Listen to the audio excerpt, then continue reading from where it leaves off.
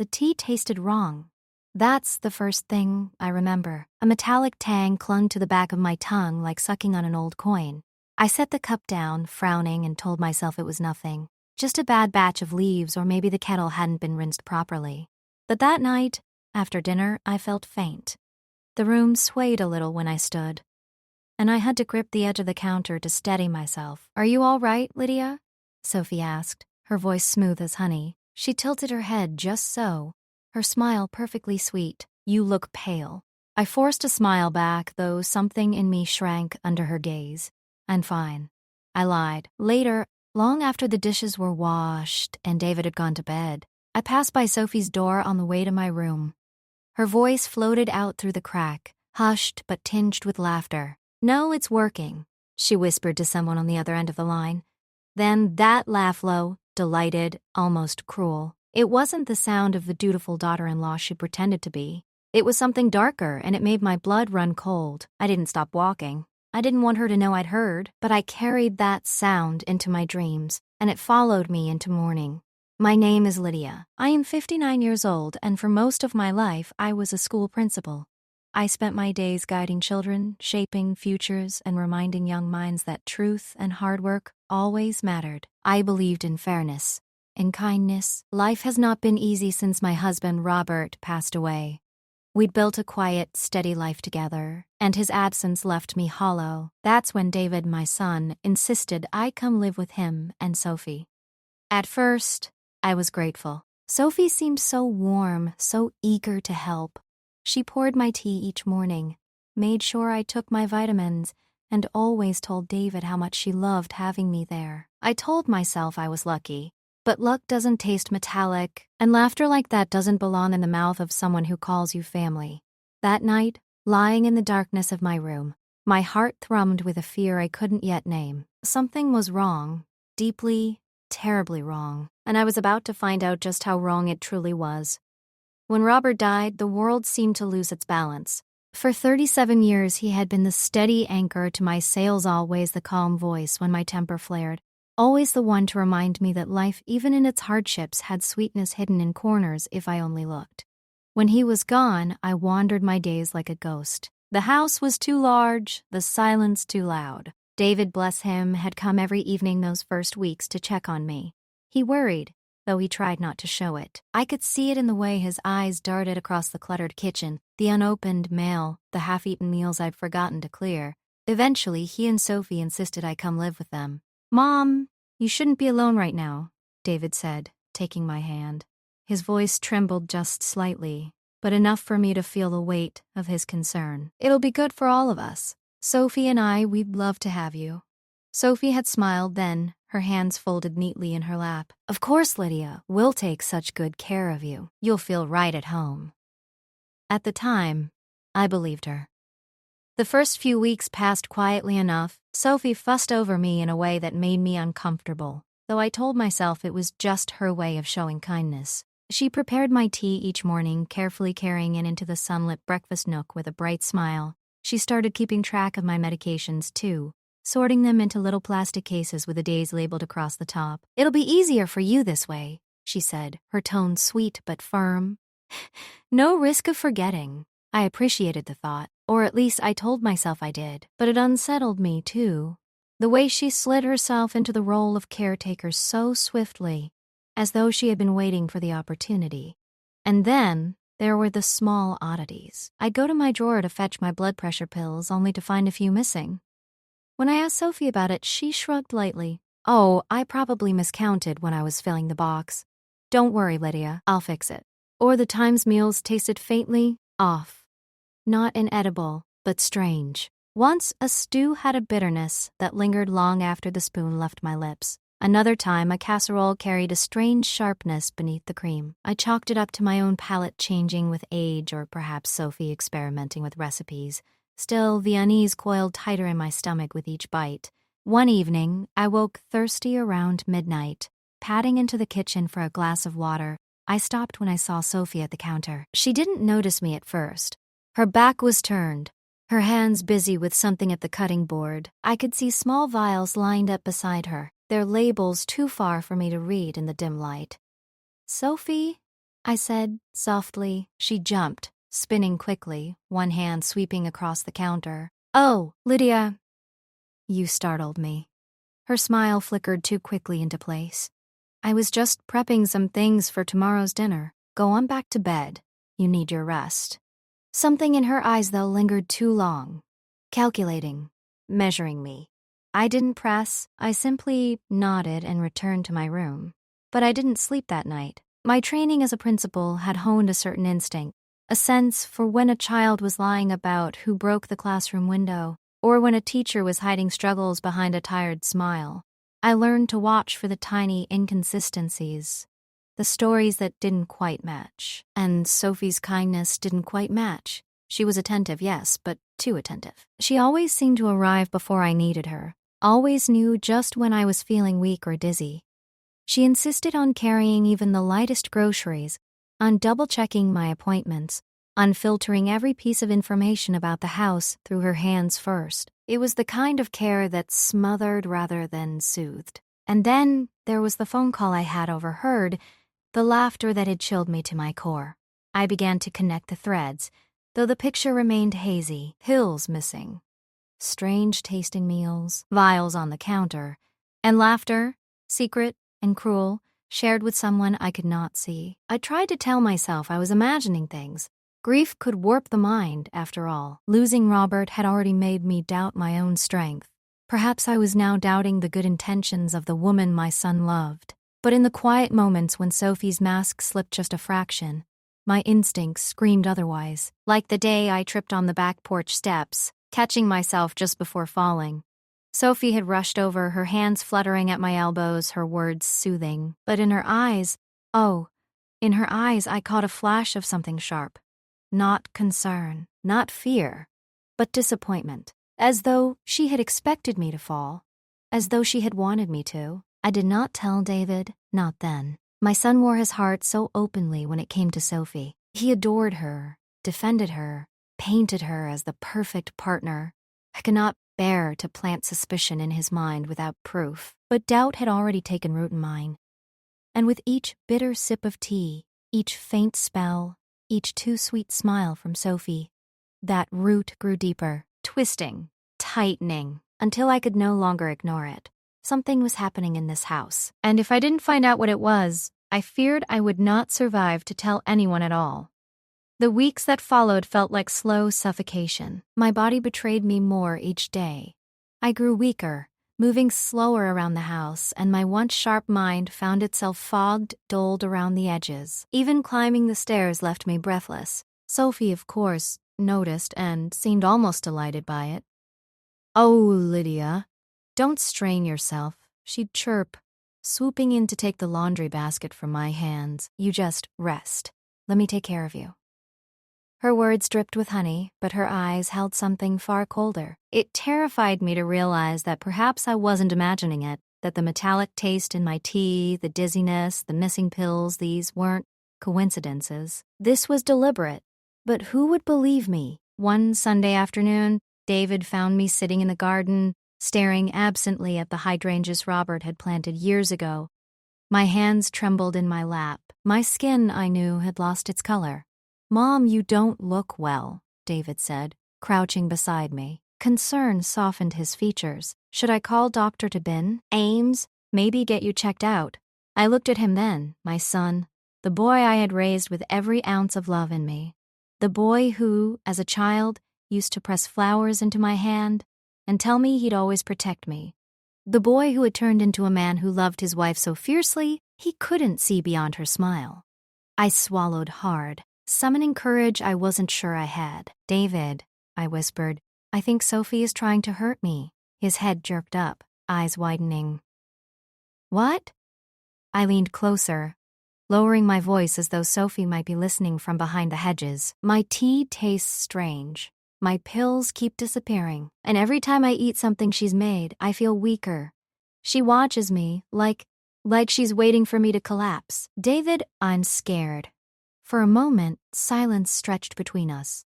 The breeze carried the scent of flowers, and somewhere, a bird sang. Then David shook his head and gave a small, incredulous laugh. "No, No, Sophie would never. She takes care of you. She loves you. I felt my heart crack. David, please, I know it sounds mad, but I can feel it. She doesn't want me here. She wants me gone. He rose to his feet, running a hand through his hair, his expression hardening. You're grieving, you're not yourself. Losing Dad, it's made everything harder, and maybe you're reading into things that aren't there. Sophie is bending over backward to make you comfortable, and now you're accusing her of trying to kill you. The word landed between us like a stone. I reached for his hand, desperate. I'm not imagining this. Please, you have to believe me. He pulled his hand away. No, Mom, I won't believe that. Sophie's been nothing but good to us. To you. I think, he hesitated, lowering his voice. I think you're letting your grief get the better of you. The dismissal in his tone cut deeper than any knife. That night, lying in my bed, I cried silently into the pillow. The betrayal of my son's disbelief hurt almost as much as the poison creeping through my veins. I had given him everything. My love, my sacrifices, my years of guidance, and now when I needed him most, he had turned away. I replayed the conversation over and over, searching for where I had gone wrong. Had I sounded hysterical? Too desperate? Should I have gathered evidence before speaking? But the truth was simple. Sophie had convinced him. My son, my own flesh and blood, trusted his wife more than he trusted his mother. And so I was alone. The days blurred together. I avoided the tea Sophie brought me, pouring it down the sink when she wasn't looking. I skipped meals, pretending I wasn't hungry. But she noticed. She always noticed. You've hardly eaten a thing, Lydia, she said one evening, her voice laced with fake concern as she set a steaming bowl in front of me. You need to keep your strength up. I forced a smile, my stomach churning at the smell. I'm just not very hungry. Her eyes lingered on me, cold, assessing. Then she tilted her head and smiled, the corners of her mouth curling in a way that made my blood run cold. Suit yourself. When she left the room, I pushed the bowl away, my hands trembling. I thought of David, of his easy laughter with her, of the way he looked at her like she was the center of his world. How could I tear that illusion apart without proof? Proof. The word rooted itself in my mind like a stubborn weed. If David wouldn't believe my words, then I would need something undeniable. Something he couldn't explain away with grief or imagination. Something that showed Sophie for what she truly was. The first step was silence. I stopped trying to convince David. Instead, I played the part of the weak, grateful mother-in-law. I let Sophie believe I was fading. I smiled when she fussed, nodded when she hovered, pretended to sip the tea she set before me. But in my heart, I was planning. Every instinct I had honed as a principal, watching, listening, reading between the lines, came alive again. I began to notice patterns. The way Sophie always brought the tea herself, never letting David touch it. The way she lingered by the medicine cabinet longer than necessary. The way she made late-night calls, her voice low but tinged with laughter. And as the fear tightened around me, another feeling sparked deep inside resolve. I might have been 59, and I might have been grieving, but I was not helpless. I had survived decades of unruly classrooms, budget wars, and bureaucratic games. I could survive this. And I would, if only to make sure my son saw the truth before it was too late. It was a Tuesday afternoon when the mask finally slipped. David had left early for work, and I'd gone out for a walk to steady my nerves. My steps were slower these days, but the fresh air gave me clarity. By the time I returned, the house was unusually quiet. No humming from the kitchen, no vacuum, no Sophie humming her saccharine tunes. As I reached the porch, I noticed the front door wasn't fully closed. It stood ajar by an inch, and voices low, hushed voices slipped through the crack. I froze. It wasn't David's voice. I pushed the door open gently, heart pounding in my chest, and crept down the hallway. From the living room came the sound of laughter, soft, intimate laughter. I stopped at the edge of the doorway and peeked in. Sophie sat on the couch, her hand resting casually on the thigh of a man I didn't recognize. He was tall, broad-shouldered, and leaning close enough that their foreheads nearly touched. I told you.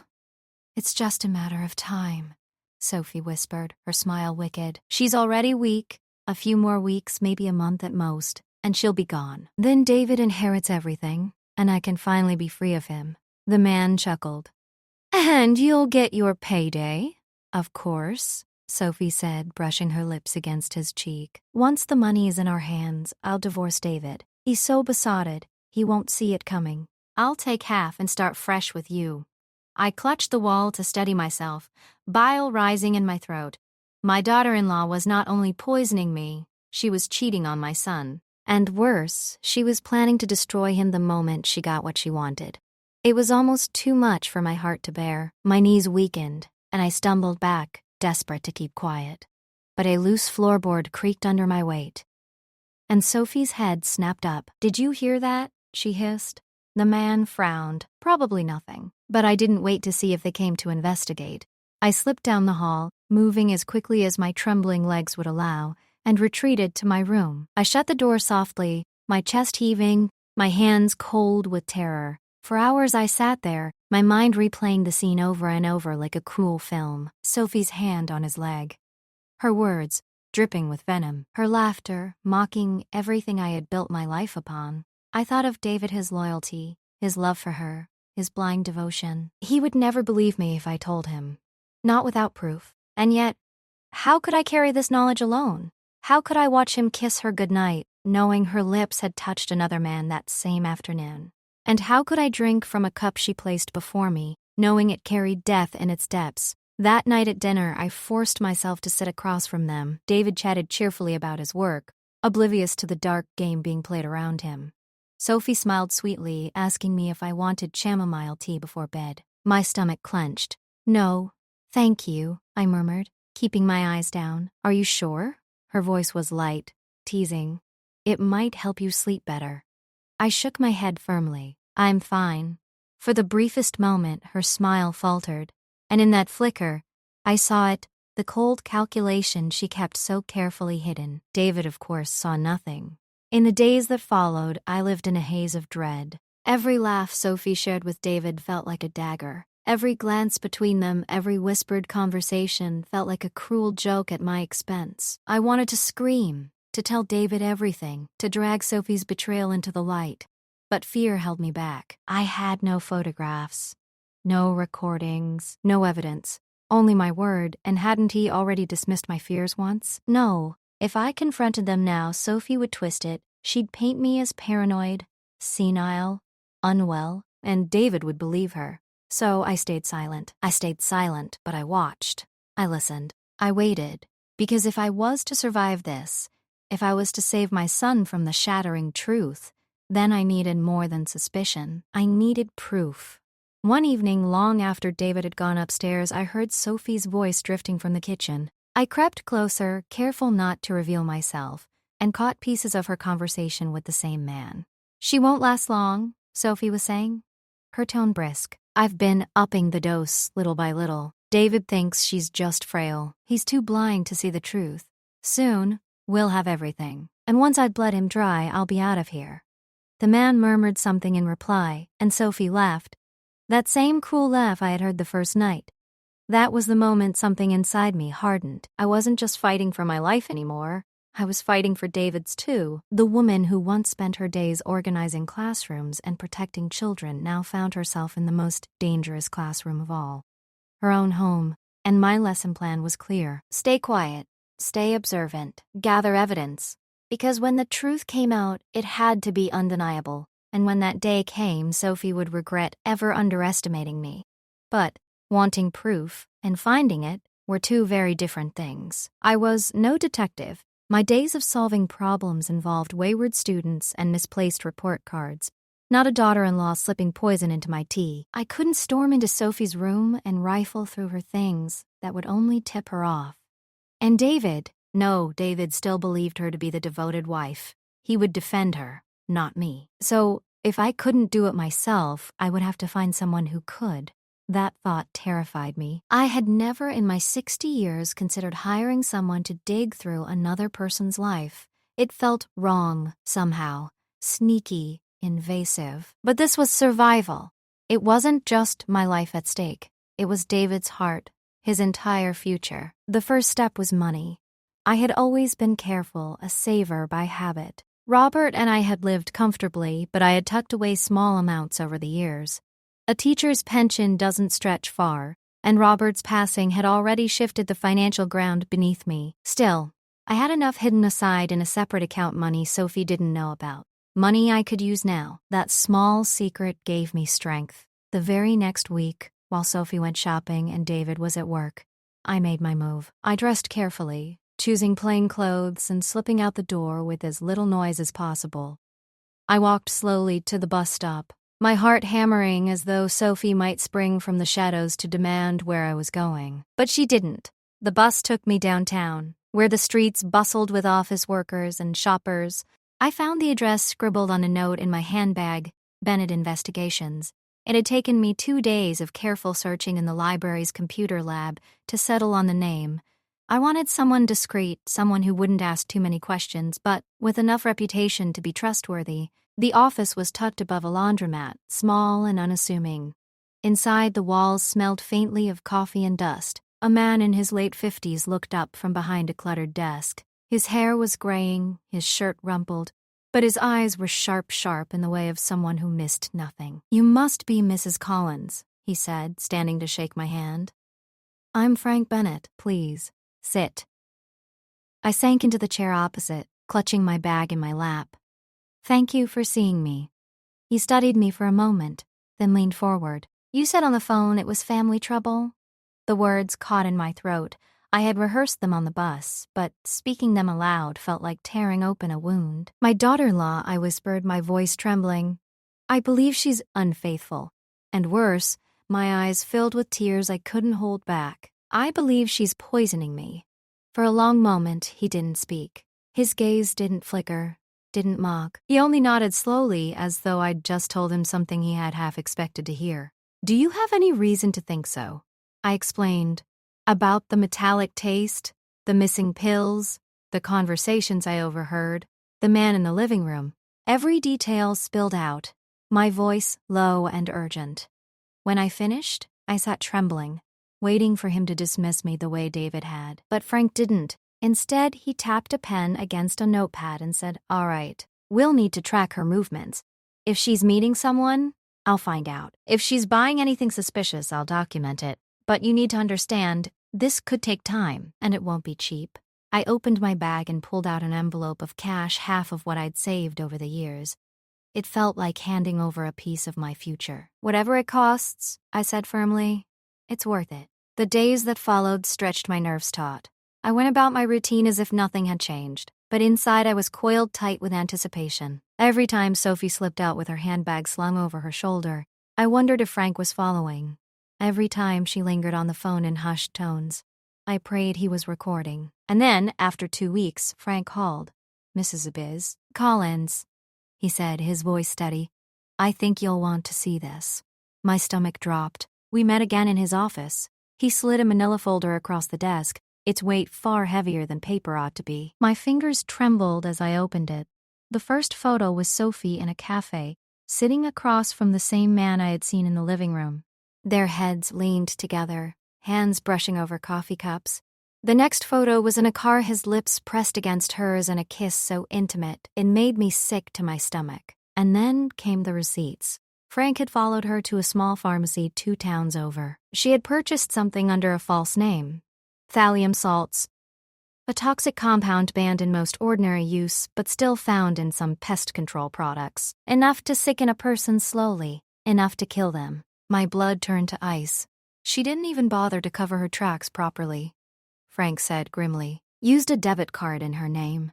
I've got the transaction logs. This is as close to a smoking gun as you're going to get."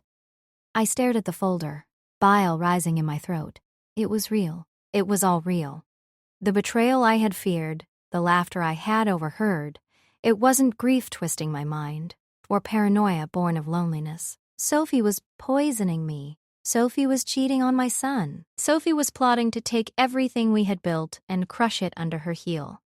I closed the folder with shaking hands, pressing it to my chest like a shield. "Thank you," I whispered. Frank nodded. "What you do with this is up to you.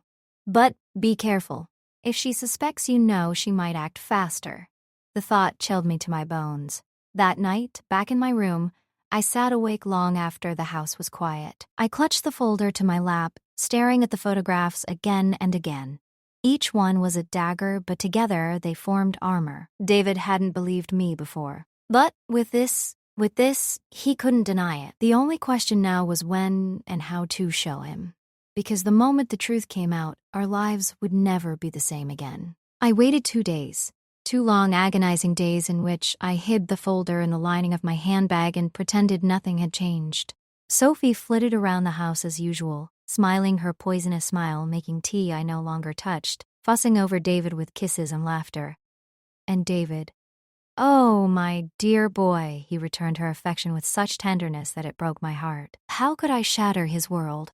How could I put into words that the woman he adored, the woman he trusted with every beat of his heart, was betraying him in the cruelest ways imaginable? But the decision was made for me on the 3rd evening. David came home late, tired from work, and I saw on his face the same exhaustion I had seen so many times. In Robert's, the weariness of a man trying to keep everyone happy.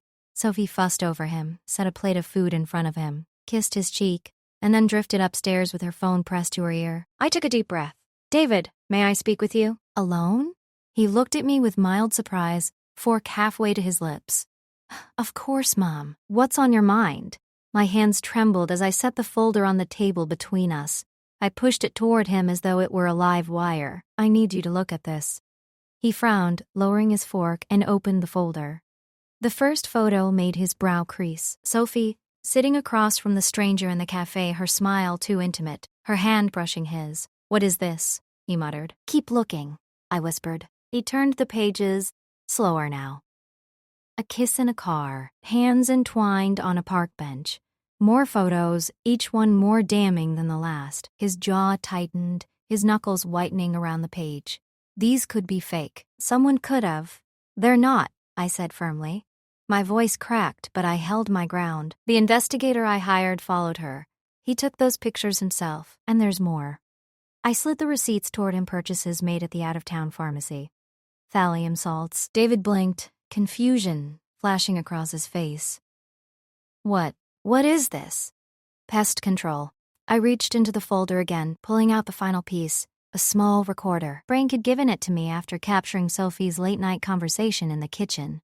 With trembling fingers, I pressed play. Sophie's voice spilled into the room, cruel and sharp as a blade. She won't last long. I've been upping the dose, little by little. David thinks she's just frail. He's too blind to see the truth. Soon, we'll have everything. And once I've bled him dry, I'll be out of here. The voice of the man murmured low and affirming, and then Sophie's laugh, cruel and mocking, filled the silence between us. David sat frozen, his face pale, his body rigid. When the recording ended, the only sound in the room was the ticking of the clock on the wall. No, he whispered finally. His voice was hoarse, strangled. No, she wouldn't. She loves me. I reached across the table, placing my hand over his. She doesn't love you, David. Not the way you think. She's been lying. To you, to me, she's poisoning me. She's cheating on you, and she's planning to take everything from us. He yanked his hand back, pushing away from the table as though burned. He paced the room, his hands raking through his hair. This doesn't make sense. It can't be true. She's my wife. She wouldn't do this. Tears welled in my eyes. I know you don't want to believe it. I didn't want to either, but you heard her. You've seen the photos. This isn't grief talking, David. This isn't paranoia. This is the truth. He stopped pacing, his chest rising and falling in sharp breaths. His eyes were glassy, red-rimmed, and for a long moment, he looked like a boy again, the little boy who used to crawl into my lap when nightmares chased him in the night. I loved her, he whispered. His voice cracked, raw with, I gave her everything. How could she do this? I rose slowly, my body aching, but my resolve steady. I wrapped my arms around him, and for the first time in years, my son leaned into me like he used to. His shoulders shook as silent sobs racked him. I don't know why people choose the darkness, I murmured into his hair, but I do know this. You are not weak for loving her. She is the one who is weak for destroying that love. The night stretched on. David sat at the table long after Sophie had retreated upstairs, staring at the folder, the photos, the receipts. Every so often he shook his head, muttering, I can't believe it. But the evidence stared back at him, unrelenting. Finally he looked at me, His eyes hardened, his grief tempered by something new. Fury. "She's not going to get away with this," he said, his voice steady despite the tremor in his hands. "Not after what she's done to you, to us." I nodded, tears slipping silently down my cheeks. "Then we'll need a plan. A careful one. We can't confront her outright. Not yet. If she knows we found out, she might try to finish what she started." His jaw clenched, his fists curling tight. "No more lies. No more games. We'll gather everything. And when the time is right, we'll make sure she pays for every single thing she's done." I placed my hand over his. This time, not as a mother comforting her child, but as an ally sealing an unspoken pact. For the first time in months, I did not feel alone. David saw the truth, and together we would bring Sophie down.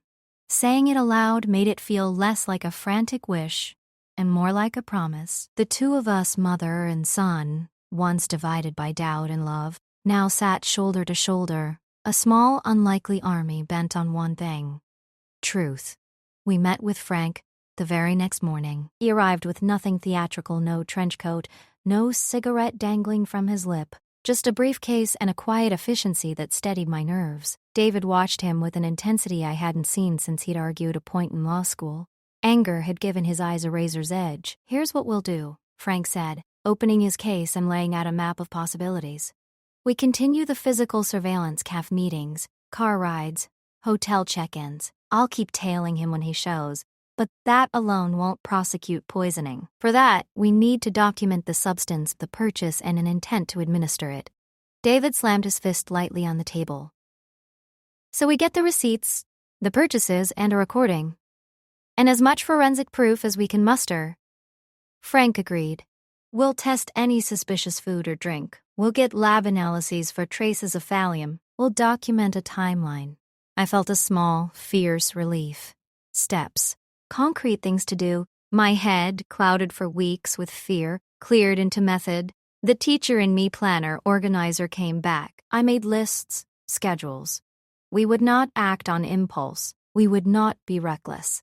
Sophie's confidence was her weapon. We would disarm her with patience. First, Frank increased his presence. He left no obvious trail, no cars parked in front of our house, no cameras glaring like police lights. Instead, his men blended into crowds, sat at cafe tables with newspapers, or pretended to jog with headphones. Photos and time-stamped videos began to arrive in a steady stream. Sophie's meetings, the same men in different clothes, a kiss in the back seat of a car. Each image was a small wound in the facade of Sophie's domestic life. David handled the photos with a quiet fury that surprised me. He didn't gawk. He cataloged, cross-referenced, and took notes like a man building a case in his own mind. I watched him work and felt a complex swell of pride and sorrow. Pride because my son could be methodical and brave. Sorrow because he had been led by love into blindness. But the poisoning, this was the harder evidence. Sophie was careful. She never left a cup unattended when we were in the kitchen together, and she always prepared my tea herself, never letting David near it. If she suspected surveillance, she would change her behavior. We needed something Sophie could not anticipate. Frank suggested discreet testing. You can have a regular-looking attention, a health check, a refill for your medicines. Something that allows us to test the samples without alerting her, he said. Or we place a hidden sensor in the kettle, something that detects trace metals. It's small tech, not intrusive, but it can capture anomalies. My stomach tightened. The idea of bugging the house felt like stepping across a moral line. But this was no ordinary morality play. This was about survival and justice. I agreed. We would do what was necessary to document the truth. We staged a medical appointment. I told Sophie I'd had dizziness and would see my doctor for some routine blood work. Of course, she accompanied me. She always did, in that caretaking way that was really an exercise in control. At the clinic, the nurse coached by Frank took my blood and a small sample of my supposed evening tea, claiming routine concerns about metal exposure. The sample was quietly sent to an independent lab Frank trusted. Back home, Frank arranged a tiny, almost invisible sensor to be placed near the kettle. He explained the device with the kind of jargon that made me nod even when I didn't understand. It records the composition of what's poured through it, he said. If there's metallic contamination, we'll have a readout with timestamps. That night, lying awake, I thought of the kettle steaming on our stove and felt terror and hope braided tight. If the device captured anything, it would be the smoking gun. If it didn't, if Sophie adapted, then we would be back at square one. While the tech did its quiet work, Frank widened his net. He ran background checks on Sophie's phone activity, obtained public camera footage from local stores she visited, and matched purchase records. One afternoon, a thick envelope arrived at my house with photocopied receipts showing purchases under a false name, small packages of pesticide compounds, items not typically used in a suburban home. Frank's handwriting on the envelope read, "Likely thallium source." When David read it, his face went white. He did not flinch or throw the papers down. Instead, he sat very still and said simply, "Good. Keep going." There was no bravado in it, only a flat, carved determination. I spent hours watching Sophie as though I had returned to a classroom. I learned her patterns. She watered the plants every morning after breakfast. She took calls outside on the back porch at dusk. She never, ever took the trash out herself. I noted the times she left the house, the way she smoothed her apron, the tiny habits of a woman who had for a season perfected her role. And when she smiled at me, I cataloged that too, storing it away with other artifacts of betrayal. We kept our alliance secret. David and I met in whispers. We used the pantry as our exchange point, a place where Frank slipped in memory cards and where I left small notes scrawled in the margin of grocery lists. In the quiet of our plotting, something mended between us, not the old naive closeness but a tempered partnership forged in fire. Sometimes, when the house settled and lights blinked in other windows, we sat together in the living room and did what mothers and sons rarely do in adulthood. We planned for the worst and hoped for the best. We whispered the steps, the contingencies, the ways we would protect evidence and our reputations. We imagined how we would face Sophie with the truth, not as a dramatic reveal, but as an undeniable legal case. A stack of facts so precise even her lies could not find purchase. There were nights I woke thinking of the man whose hand had rested on Sophie's knee, of the private laughter that once leaked through a door, of the metal tang at the back of my tongue. There were other nights, too, when David would drift into sleep beside me on the couch, exhausted and humbly human. In those moments, I remembered the small boy who used to fall asleep with his head on my lap, and I felt a fierce protectiveness that steadied my bones. We were close now, we were patient, and we were not alone. The trap, when it came, was almost mundane in its setup. No grand stage, no flashing lights, just an ordinary Tuesday in a quiet house. But beneath the silence, every detail had been calibrated.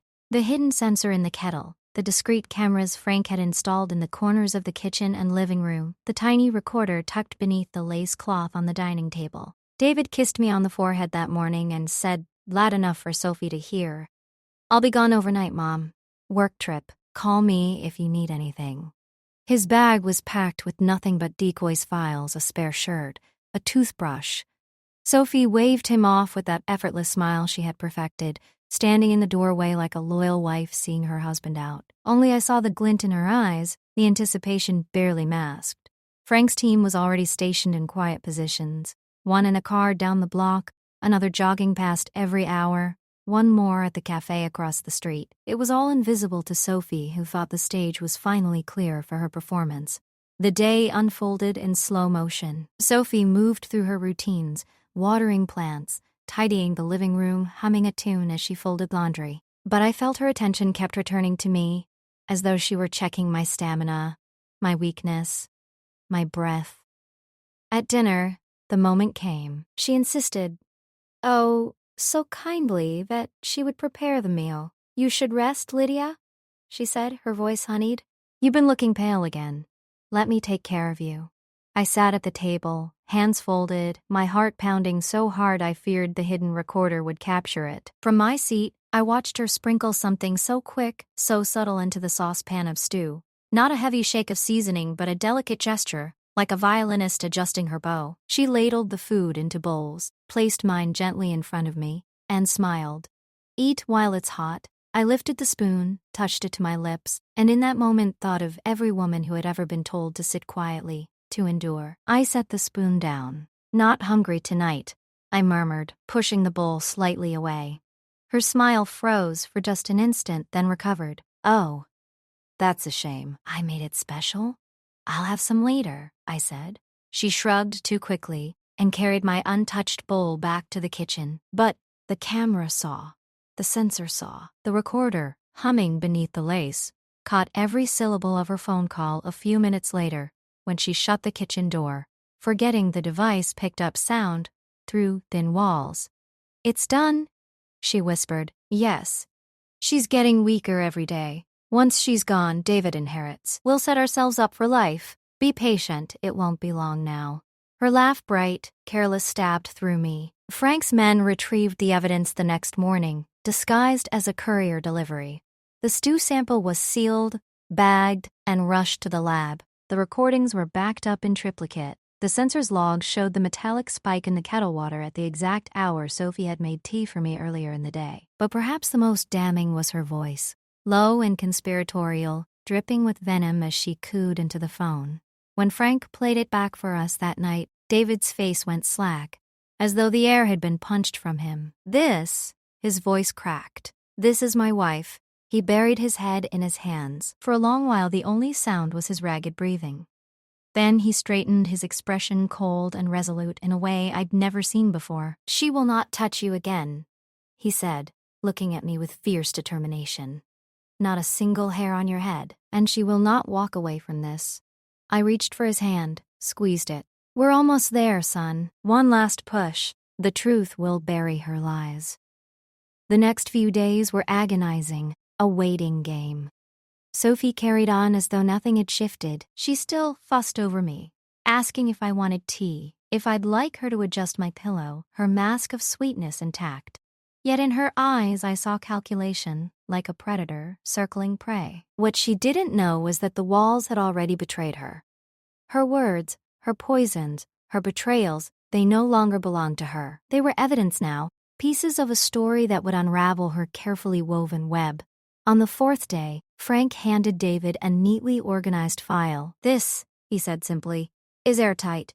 Inside were the lab reports confirming thallium traces in the stew, photographers of Sophie purchasing suspicious chemicals, time-stamped images of her with the lover, and the recordings transcribed and authenticated her own words spelling her doom. David closed the folder, his jaw clenched. Now, he said. Now we end this. That night, Sophie leaned over me with her practiced smile and whispered, You look tired again, Lydia. Don't worry, it won't be much longer. She thought she was soothing me. She didn't know she was right, but not in the way she believed. It would not be much longer.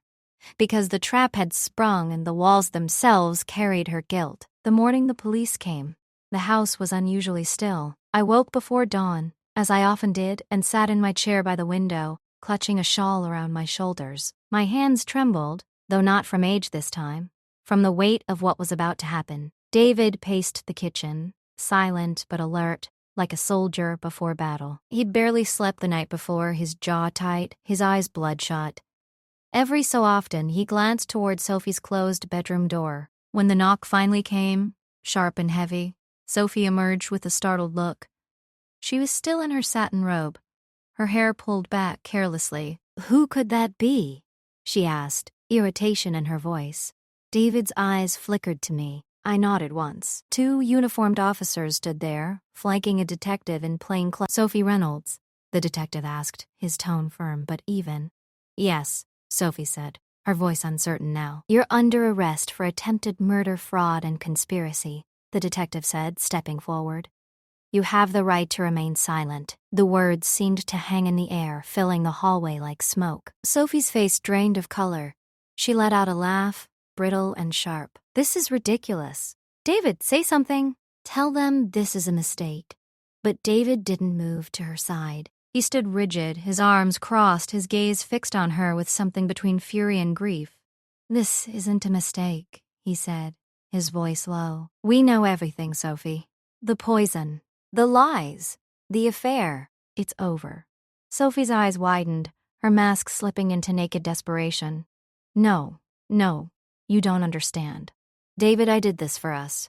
For our future. Your mother's health was failing anyway. We would have had everything, just the 2 of us. Don't you see? Stop, David snapped, his voice cracking. Just stop. The officer stepped forward. taking her by the arms. She twisted and fought, her robes slipping from one shoulder, but the cuffs clicked shut with finality.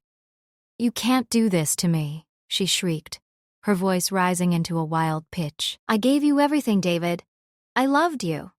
David flinched at her words but didn't respond. He only turned away, as though he couldn't bear to watch. The officers led her down the walkway, past the roses I'd tended all spring, past the little porch where she had once kissed David goodbye with false sweetness. Neighbors had begun peeking from their windows, curtains twitching, doors opening slightly. The quiet cul-de-sac was alive with whispers. Sophie screamed one last time before being pushed into the back of the patrol car. Her voice was unhinged now, stripped of all charm. "You'll regret this. Both of you. You're nothing without me." The door slammed, muffling her words, and the car rolled away. The silence, left behind, was deafening.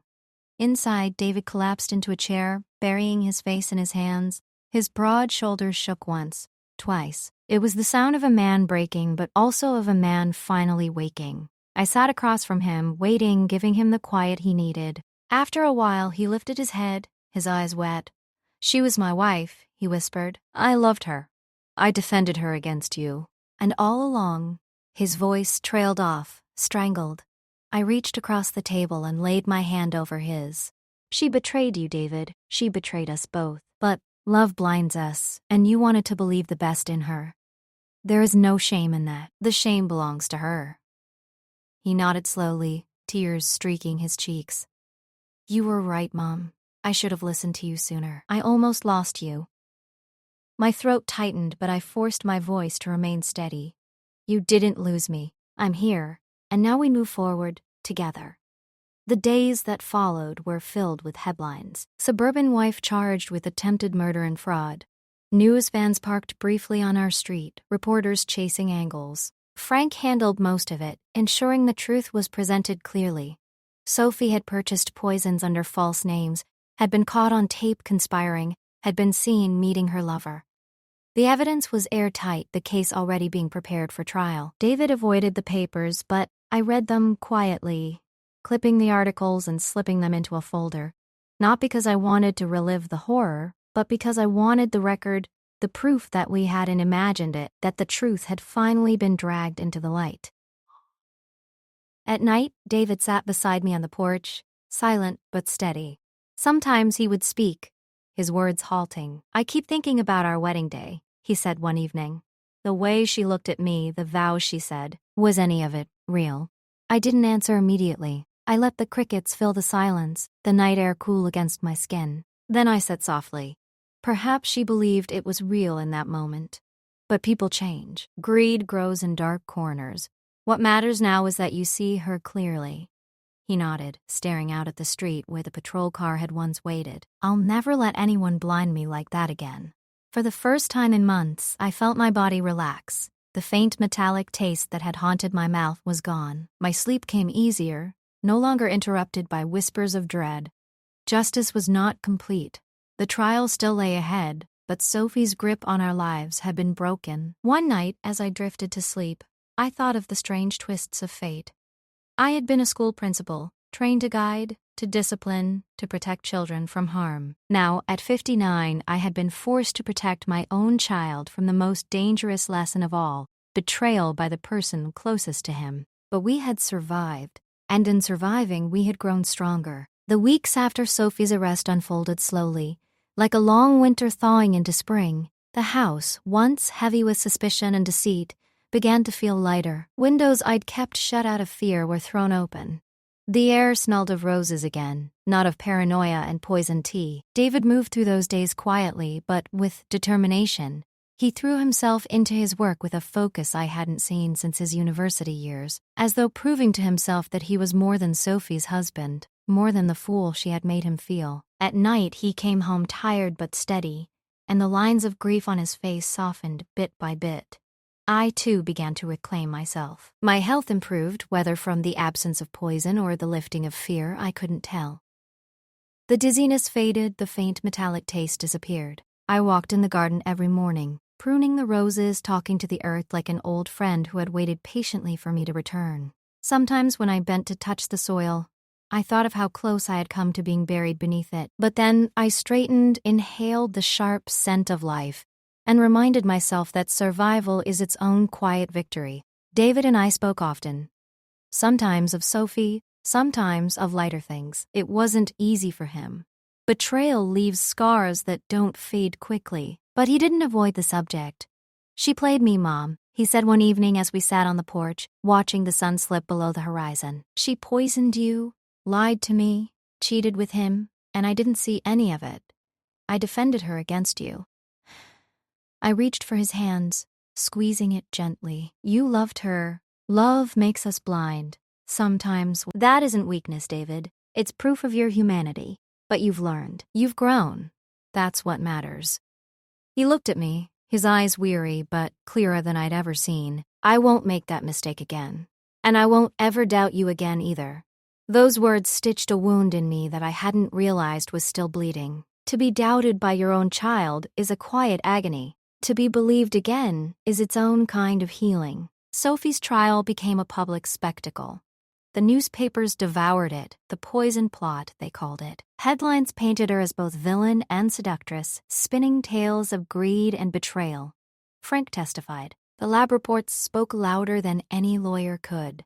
The recordings of Sophie's voice, dripping with calculation, sealed her fate. David and I attended the trial together. He sat beside me, his jaw clenched, his hands folded tight. Sophie never once looked our way. Her eyes darted across the courtroom, searching for sympathy, for escape. None came. When the guilty verdict was read, attempted murder, fraud, conspiracy, David exhaled a long, trembling breath. I laid my hand on his arm. Neither of us celebrated. Justice, when it finally comes, is not sweet. It is heavy. A necessary stone placed at the end of a cruel road. Afterward, life did not return to what it had been before. How could it? The house bore scars, quiet ones, invisible to anyone else, but etched in the walls and the silence between us. Yet, in that scarred space, we built something new.